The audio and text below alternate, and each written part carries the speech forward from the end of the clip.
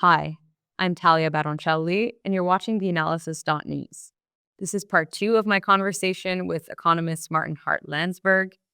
If you've been enjoying this content, feel free to support us by going to our website, theAnalysis.news. You can hit the donate button at the top right corner of the screen, and make sure you're on our mailing list. That way, all of our content gets sent straight to your inbox. You can also like and subscribe to our YouTube channel, theAnalysis-news. And look out for us on podcast streaming services such as Apple or Spotify. See you in a bit with Martin Hart-Landsberg.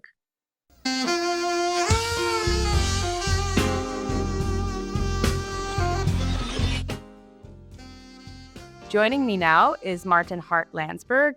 He is a professor emeritus of economics at Lewis and Clark College in Portland, Oregon.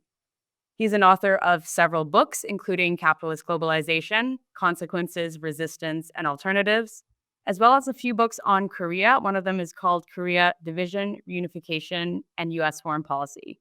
So, Marty, it's really great to have you here today. Thank you for joining. Oh, it's my pleasure. Thanks for the invitation. So 2024 was the hottest year on record. The wildfires in LA are another reminder and example of how capitalism is actually driving climate catastrophes.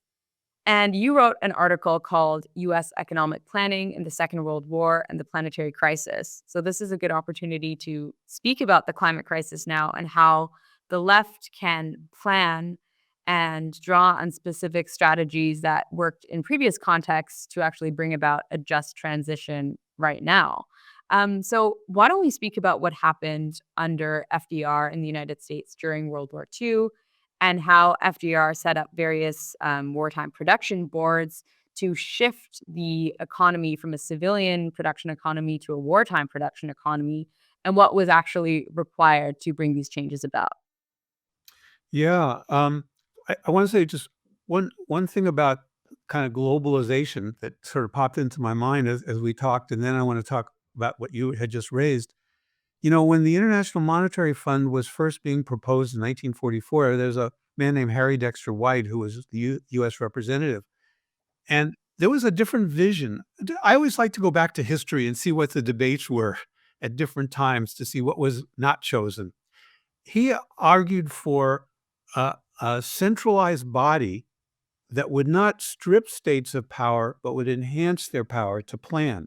So his argument was if a government said, we don't want capital flight, and money moved from that country to another country, the country losing the money through the IMF could say to the country that got it, government, you need to go to the bank and have them return the money to us. In other words, government's ability to control capital, which would mean we're pushing higher wages, we're planning. You can't just leave and go and have a safe harbor elsewhere and undermine what we're doing. The global International Monetary Fund would enhance that power. And of course, the banks in New York didn't like that. And they really heavily lobbied, and Harry Dexter White withdrew that proposal. But there are many ways you can imagine a central body that would enhance planning, enhance the ability of governments to actually control and direct what they want. And given this global export activity, yes, planning works, but what do we use it for? So one of the things about World War II that's so interesting to me, I have a PhD in economics. And what economists often do, very different from my understanding, probably ignorant, but of medical science. Medical science says, look at cancer. It's such an unusual, fast change. Let's study that. Economists say, war years, they were so unusual, we won't study them. This period of crisis, very unusual. We won't study them. We want a period of calm when everything's working and we can study these principles. And often the most interesting things to learn are these periods of crisis or uncertainty. So for me, as you say, we have, all the science is showing global warming is going up. Last 2024, we passed 1.5 centigrade. We passed this Paris agreement, warning sign for at least a year. We have to do something. How do we do it? How do we control things? And we often say to workers here in the U.S., we say, look, we need to reduce fossil fuel use. And they say, whoa, So that means people don't fly. What happens to Boeing workers? Auto, what happens to, what about our jobs? We say, oh, just transition. And most workers, I work a lot with the labor movement and labor unions, and they say, what is the just transition? How are you going to find us jobs? What are we going to do?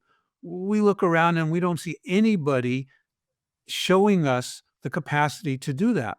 And that's where planning has to come into play. Somehow we have to be able to plan the restructure.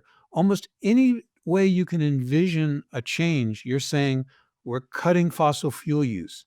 And we're going to stop doing certain things we're doing. We're not going to be building luxury motorhomes and huge mansions, and we're going to cut military spending, and we're going to direct money into different places. How do you do all that?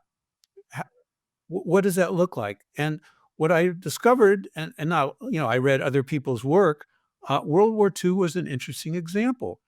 When the US decided it wanted to fight the war, it had a very um, small military sector. Military spending was like 1% of GDP. And it wanted to start to plan, to prepare. And then when the war started, and people often say, oh, we all rolled up our sleeves and worked together.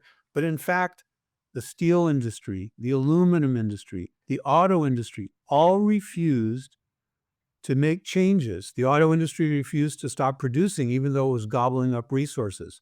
Aluminum, steel, and oil refining. The military needed more steel, more aluminum for airship. They refused to invest. So the US had a situation where it didn't have planning bodies, and it had capital that was resistant, and it had to somehow convert the US economy from civilian to military in 4 years. How did it do that? And so I began to study how it began, and it had trial and error. It went through 3 different planning agencies until it developed planning. And it was very interesting. I mean, yes, we know that government spent huge amounts of money on the military, but that doesn't help if business isn't expanding to produce the goods and services needed. So what the government did is it created something called the Defense um, Production Corporation, which had unlimited borrowing capacity, and it would decide what industries were needed. And then it would go out and buy the land, build the factory, own it, and then have a private company manage it. And the Defense Production Corporation accounted for about a third of all the investment during the war. And at the end of the war, it owned about 15% of US capital. So, and that doesn't include what the Army spent and the Navy spent producing. So overall, the federal government accounted for 3/4 of investment. Private investment fell. So this was a process that was steered by the government and directly. So it wasn't just spending money on the military, and it wasn't just investing, but they also had to plan. And one of the reasons is that the military wanted total control to go out and say, we want this battleship, we want this tank. And so the prime contractors were bidding for those contracts, and then they wanted to get the resources. And the demands far outstripped what the economy could produce. So the government actually had to plan and say, okay, there's certain key materials, aluminum or steel or bauxite, whatever. And so every one of the prime contractors has to tell us how much of the different of these key resources you want. We'll study what's capable, what the economy is capable of producing, and then we'll tell you how much you get, and you have to adjust your production down in line with what the resources are. And they did the same with parts and components. And they essentially forced the military to bring its demands down to what was doable within the economy. And they, in fact, distributed raw materials, parts and components based on the priorities and what was necessary to produce not only military goods but goods for the consumer. And they did lots of things beyond that. They had to say when new factories were built, what communities should we put them in? How do we guarantee housing? They had a whole system, federal system of childcare that communities would come together and say, we want a childcare system. Federal government would provide funds to establish the childcare. So this is a planning system that came to fruition in like 3 or 4 years, not with the support of private enterprise. Now, the government did a lot to make it profitable for private enterprise, but it was a system that can show us if we want to change the economy, not to produce military goods, but to lower our use in fossil fuels, to redirect resources into healthcare, new forms of housing, mass transit, distribute production, control what we do in a way that's environmentally sustainable and humane and solidaristic. You have to have planning. It's not going to duplicate what World War II happened. I mean, World War II, the military was this tight body that said we need tanks and this and that. We're going to need a community come together and say, what's our vision for a new economy? But we need the tools of planning to direct things in ways that people can see and can manage and to create the economy. So for me, there's a we have to have the confidence. It's not just saying we need a new economy, but we need to have the skills to do it. And and that means studying these experiences. And that's the same for the third world. People need to see what planning look like. And we need to see what planning look like. And we need to think about how we work together. The US economy is so integrated with Mexico and Canada. How do we develop plans that are responsive to the existing production networks? So it's kind of a big ask, but there's a way that we can begin to see the need for capacities and support for things.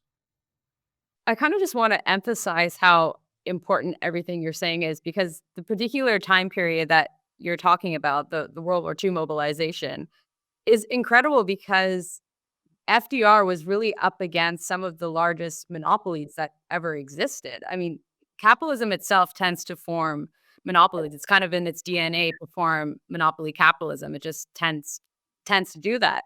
And the companies or the contractors that were resisting a lot of these different procurement contracts and didn't want to actually fall in line and have certain, I guess, production quotas. They were companies, as you mentioned, like U.S. Steel, Alcoa. These were huge monopolies, and so this is an incredible feat that the FDR government was able to even accomplish this and to steer production in a certain direction. I mean, we have it's challenging for us to think of even, trying to undermine or undercut the way some of these monopolies operate, but this was actually done in that time period. So I guess I just wanted to underline that because they were really up against some of the largest rich and elite business class within the United States. I mean, one reason why they were able to do it is in some sense the population was already suspicious from the Depression about corporations. And they had some good feelings about capacities of the state because of the New Deal. And we have kind of an opposite situation now. People celebrate Elon Musk and they celebrate Mark Zuckerberg and who are our heroes? They're these corporations. And we see the government, oh, it's ineffective and inefficient. And of course, companies like us to think that the government isn't helpful. And, they're the ones. And we see that happening throughout the world. And the weakening state capacities is what's creating these tensions and crises and downward pressures. But this is what we have to challenge. We have to have people see that this kind of unleashing of corporations is not an answer. Um, and you can see that with the climate crisis where they keep, we're for solving the climate crisis, but we want 2,000 new data centers for AI that's going to force us to open up coal mines and nuclear power plants. Or we're for finance, but we don't want to do anything that will be supporting alternatives because it's not profitable. So we need to kind of renew a sense of our belief in the capacities of government. And I think just to go back to what you're saying, what was so striking to me is that the US evolved this through trial and error, which tells us we will too. We'll have to do that. And we should expect resistance. And they had it and we'll have it. one of the things that happened, though, that meant that it was so short term is because it was a capitalist government and it didn't have the vision of change that we would need to really make the environmental changes we want. And so what happened is when the defense production corporation would build all these factories, but allow the auto industry to run them in different industries, those industry heads would have would pay for newspaper people to go around and they would proudly say, "Oh, Ford is winning the war. Alcoa is winning the war. And they wouldn't say this factory was built by the government because we wouldn't. These workers were trained by the government and their social infrastructure was built by the government because we wouldn't. And we're producing what the government says. It was like, no, it's private enterprises doing it. And so when the war was over, they were embedded sufficiently for them to kind of unravel all these controls and all these things, and for people to kind of ideologically think, oh, it's private enterprise. So, we're moving back to the normal. And I think it's that class understandings that really need to be strengthened for us to understand what we're up against and the kind of power we're going to need. And that's going to mean planning, but planning that comes from a vision and an organization and a preparation for struggle. Just one final question, a really quick one, because I think this kind of gets towards how people can actually participate in a lot of this planning. And one historical point that you make in one of your articles, you were writing about the how the Office of Price Administration issued its general maximum price regulation in April 1942, and so there were certain, I guess, caps placed on how high prices could be raised on certain goods, and people could actually report if, a certain, I don't know, department store was raising the prices beyond this threshold. They could even report that particular department store to the government, and there would be a penalty for that. So there was a sort of, I guess, democratic Mhm. participation involved in this. How would that look like today, or how do you see this planning involving everyday people in the current context?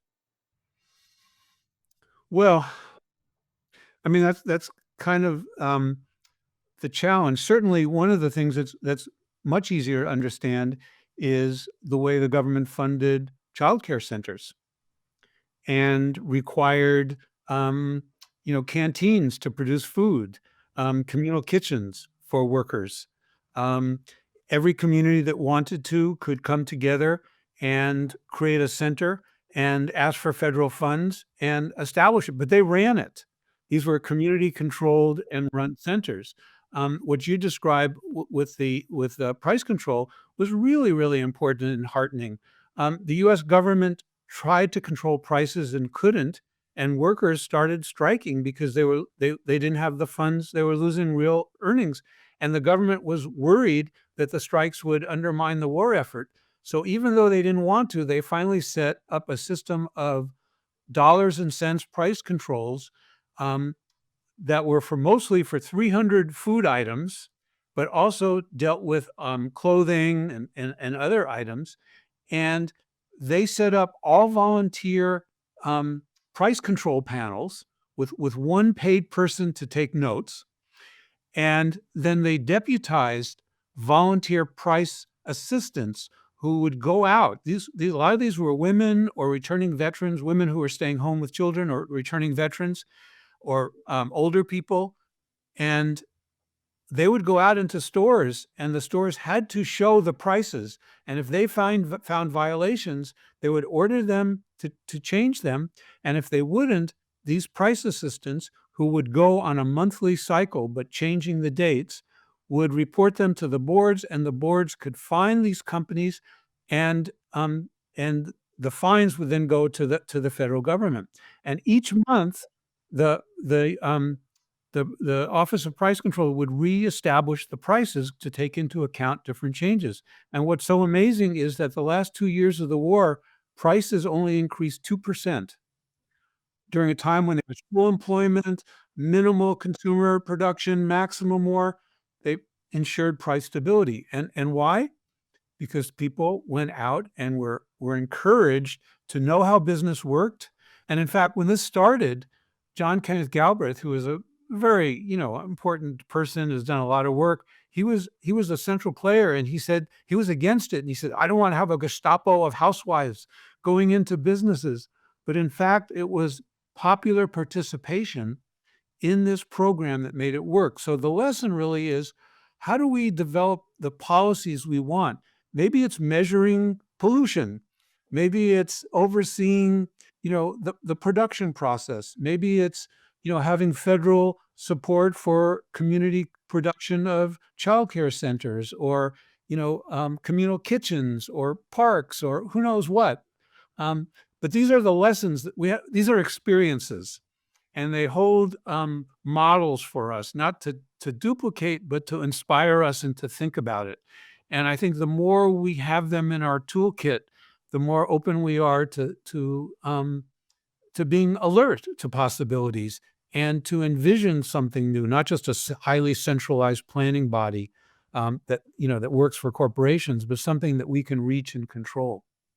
So for me, this history is very rich, and I think, the more our movements talk about it ideologically, about the need to strengthen public capacities and community relations, the more insights and ideas we'll have.